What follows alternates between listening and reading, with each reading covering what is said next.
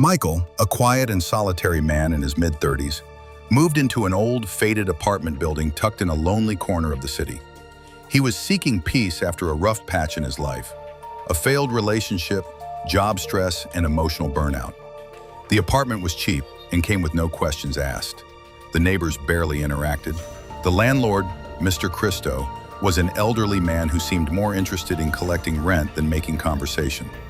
On the very first night, Michael noticed strange sounds coming from the apartment directly above him.